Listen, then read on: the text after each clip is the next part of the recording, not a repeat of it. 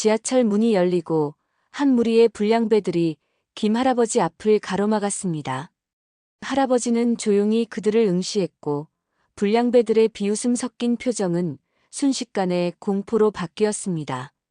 불과 몇 초 전까지만 해도 할아버지를 향해 거친 말을 쏟아내던 그들의 얼굴은 창백하게 질려 있었죠.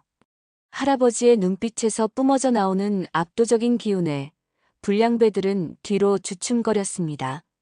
본격적인 이야기를 시작하기에 앞서 구독과 좋아요를 눌러주시면 저에게 정말 큰 힘이 됩니다.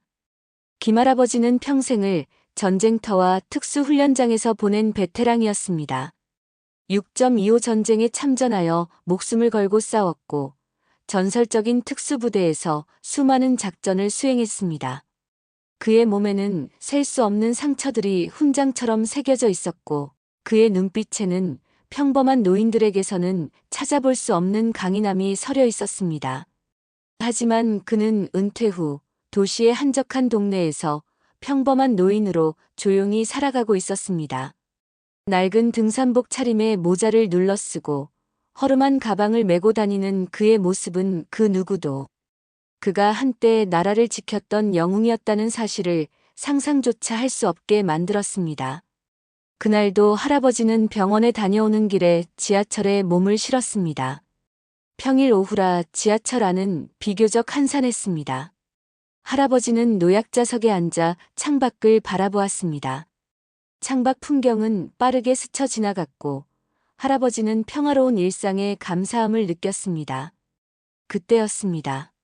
시끄러운 소리와 함께 젊은 불량배 3명이 지하철에 올라탔습니다. 그들은 머리를 염색하고 몸에는 문신을 새겼으며 귀에는 여러 개의 피어싱을 한 전형적인 문제아들이었습니다. 불량배들은 지하철에 타자마자 큰 소리로 떠들기 시작했습니다. 욕설을 섞어가며 거친 말을 내뱉었고 주변 승객들은 그들의 눈치를 보며 불편해했습니다. 그들은 빈자리가 많음에도 불구하고 굳이 노약자석으로 향했습니다. 할아버지 옆에 앉아있던 할머니 한 분이 그들의 기세에 눌려 슬그머니 자리에서 일어났습니다. 불량배 중 한 명이 할아버지 앞에 섰습니다. 그는 거만하게 할아버지를 내려다보며 말했습니다. 야, 늙은이. 여기 우리 자리니까 비켜봐. 할아버지는 조용히 고개를 들어 그를 바라보았습니다. 할아버지의 눈빛에는 아무런 감정도 담겨 있지 않았습니다. 불량배는 할아버지의 무표정한 얼굴에 짜증이 났는지 목소리를 더욱 높였습니다. 못 알아들어? 당장 비키라고. 다른 불량배 2명도 옆으로 다가와 할아버지를 위협했습니다. 왜 째려봐. 늙은이가 눈깔에 힘주네. 어디. 늙은이가 젊은 사람한테 대들어. 확 밀어버리기 전에 비켜. 그들은 할아버지를 향해 거친 말을 쏟아냈습니다. 할아버지는 그들의 눈빛에서 광기 어린 분노를 느꼈습니다.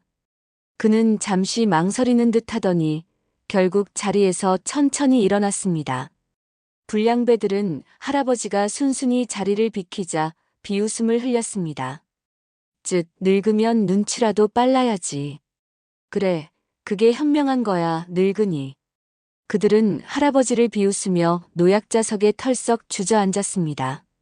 할아버지는 그들을 뒤로하고 지하철 손잡이를 잡고 섰습니다. 그의 겉모습은 평범한 노인처럼 약해 보였지만 그의 눈빛에는 어떤 감정이 스쳐 지나갔습니다. 그것은 분명 단순한 폭이나 체념이 아니었습니다. 그의 가슴속 깊은 곳에서 오랫동안 잠자고 있던 무언가가 꿈틀거리는 듯 했습니다. 김상우 할아버지는 손잡이를 잡고 서서 불량배들을 물끄러미 바라보았습니다. 노약자석을 차지한 그들은 마치 자신들이 지하철의 주인이라도 되는 양 거들먹거렸습니다. 큰 소리로 서로에게 욕설을 주고받고 알아듣기 힘든 은어를 써가며 비웃었습니다. 그들의 시선은 지하철 안의 다른 승객들을 향해 있었고 마치 자신들을 비난하는 시선이라도 발견하면 당장이라도 달려들어 시비를 걸 기세였습니다. 승객들은 모두 그들의 눈치를 보며 시선을 회피하거나 스마트폰 화면에만 집중하는 척했습니다. 김상우 할아버지는 조용히 그들의 행동을 지켜보았습니다. 그들의 만행은 여기서 그치지 않았습니다. 지하철이 다음 역에 멈춰 서고 문이 열리자 한 젊은 여성이 지하철에 올라탔습니다.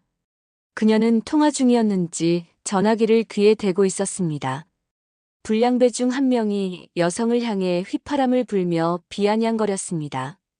야, 언니. 어딜 그렇게 급하게 가? 우리랑 놀다 가지. 여성은 당황한 듯 그들을 쳐다보았지만 불량배들은 아랑곳하지 않고 더욱 노골적으로 추파를 던졌습니다. 여성은 겁에 질린 표정으로 황급히 자리를 피했습니다. 김상우 할아버지의 주먹이 순간적으로 움찔거렸습니다. 그의 뇌리에는 젊은 시절, 불의를 보면 참지 못하고 달려들었던 자신의 모습이 스쳐 지나갔습니다. 특수부대 시절, 그는 약자를 괴롭히는 자들을 절대 용납하지 않았습니다. 정의를 위해서는 목숨까지 내걸었던 뜨거운 피가 그의 몸속에서 다시 끓어오르는 듯 했습니다. 하지만 그는 지금 그저 평범한 노인일 뿐이었습니다. 지하철 안에서 소동을 벌이면 다른 승객들에게 피해를 줄 수도 있다는 생각이 그의 발목을 잡았습니다. 그는 애써 마음을 가라앉히며 불량배들의 다음 행동을 주시했습니다. 불량배들은 자신들의 행동에 제동을 거는 사람이 아무도 없자 더욱 기세등등해졌습니다. 급기야 그들은 지하철 바닥에 침을 뱉고 과자 부스러기를 뿌리는 등 무질서한 행동을 일삼았습니다. 주변 승객들은 그들의 행동에 눈살을 찌푸렸지만 누구 하나 나서서 말리는 사람은 없었습니다. 공포가 지하철 안을 지배하는 듯 했습니다. 김상우 할아버지는 그들의 행동을 더 이상 좌시할 수 없다는 것을 느꼈습니다. 하지만 그는 섣불리 움직이지 않았습니다. 수십 년간 몸에 밴 노련함과 침착함이 그를 지배했습니다. 그는 불량배들의 움직임과 주변 승객들의 반응을 살폈습니다. 그들이 어떤 의도를 가지고 있는지, 그리고 다음에는 어떤 행동을 할지 파악하려 했습니다. 그의 눈빛은 여전히 평온해 보였지만 그 안에서는 날카로운 분석이 이루어지고 있었습니다. 그때 중년의 남성 승객 한 명이 용기를 냈습니다. 그는 불량배들에게 다가가 조심스럽게 말했습니다. 젊은 친구들, 공공장소인데 너무 시끄럽게 하는 것 아니오? 다른 사람들도 좀 생각해야지. 남성의 말에 불량배들은 일제히 그를 쳐다보았습니다. 그들의 얼굴에는 비웃음과 함께 섬뜩한 기운이 감돌았습니다. 불량배 중 가장 덩치가 큰 녀석이 남성에게 다가가 어깨를 툭 밀쳤습니다. 뭐야, 꼰대가 어디서 훈계를 하려 들어? 너도 늙은이처럼 지하철에서 쫓겨나고 싶어? 남성은 당황한 듯 뒷걸음질 쳤습니다. 불량배들은 그를 에워싸고 위협적인 분위기를 조성했습니다. 그들은 남성의 멱살을 잡으려 했고 남성은 필사적으로 저항했습니다. 지하철 안은 순식간에 아수라장이 될 것 같았습니다. 승객들은 겁에 질려 비명을 지르거나 눈을 질끈 감았습니다. 이 모든 상황을 지켜보던 김상우 할아버지의 눈빛이 순간적으로 번뜩였습니다. 그의 주먹은 굳게 쥐어졌고 그의 온몸에서 과거에 강인했던 기운이 서서히 뿜어져 나오기 시작했습니다. 김상우 할아버지는 더 이상 망설이지 않았습니다. 그의 눈빛은 순식간에 차갑고 날카롭게 변했고 그의 몸에서는 수십 년간 갈고 닦은 특수부대원의 아우라가 뿜어져 나왔습니다. 노인이라는 허름한 겉모습은 온데간데 없고 마치 젊은 시절에 용맹했던 전사가 다시 나타난 듯 했습니다.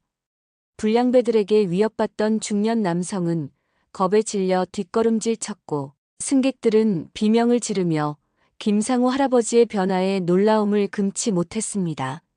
불량배들은 김상우 할아버지의 갑작스러운 변화에 잠시 주춤했습니다. 하지만 이내 비웃으며 다가왔습니다. 뭐야, 늙은이가 눈깔에 힘주네. 덤빌 거야? 가장 덩치가 큰 불량배가 주먹을 쥐고 할아버지에게 달려들었습니다. 그는 할아버지를 한 방에 쓰러뜨릴 수 있다고 생각하는 듯 했습니다. 하지만 그의 주먹은 할아버지에게 닿기도 전에 허공을 갈랐습니다. 김상우 할아버지는 예상치 못한 속도로 몸을 피했고 동시에 불량배의 팔을 붙잡아 순식간에 제압했습니다. 불량배는 자신의 몸이 통제할 수 없는 방향으로 꺾이자 당황했고 고통스러운 비명을 질렀습니다. 할아버지는 불량배의 팔을 놓지 않고 몸을 돌려 다른 불량배에게 던져버렸습니다.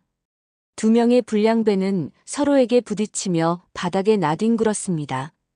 지하철 안은 순간 정적이 흘렀습니다. 남은 한 명의 불량배는 믿을 수 없다는 표정으로 할아버지를 바라보았습니다. 그는 두려움에 질려 뒷걸음질 쳤지만 할아버지는 그의 뒤를 놓치지 않았습니다. 할아버지는 마치 그림자처럼 불량배의 뒤를 쫓았고 순식간에 그의 팔을 꺾어 제압했습니다. 불량배는 고통에 신음하며 할아버지에게 매달렸습니다. 아, 아파요. 할아버지 잘못했어요. 살려주세요. 바닥에 쓰러졌던 두 불량배도 간신히 몸을 일으켰지만 그들의 눈에는 더 이상 오만함이나 조롱이 없었습니다. 오직 공포와 경외심만이 가득했습니다. 그들은 자신들이 만만하게 보았던 늙은이가 사실은 상상조차 할 수 없는 강자였다는 사실에 전율했습니다. 그들은 서로의 눈치를 보며 할아버지에게 다가갈 엄두조차 내지 못했습니다. 김상우 할아버지는 제압한 불량배를 놓아주지 않고 바닥에 쓰러진 다른 두 명에게 일갈했습니다. 누구에게 감히 삿대질을 하고 누구에게 함부로 폭력을 휘두르는 것이냐.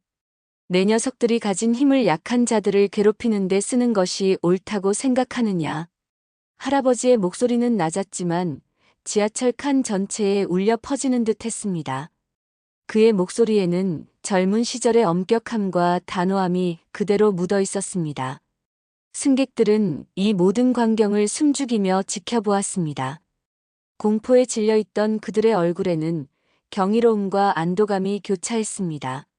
누군가는 작게 탄성을 질렀고 누군가는 눈물을 글썽였습니다.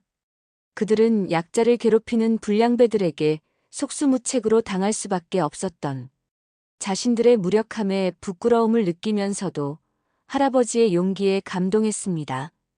김상우 할아버지는 쓰러진 불량배들에게 차분하지만 위협적인 목소리로 말했습니다. 이제 지하철 역무실에 연락하여 너희들을 경찰에 인계할 것이다. 너희들의 잘못에 대한 대가는 정당하게 치러야 할 것이다.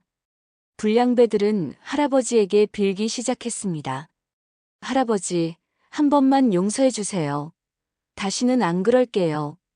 제발 경찰에만 넘기지 말아주세요. 그들의 목소리에는 간절함이 묻어 있었지만 할아버지의 표정은 단호했습니다. 그때 지하철이 다음 역에 도착한다는 안내방송이 흘러나왔습니다.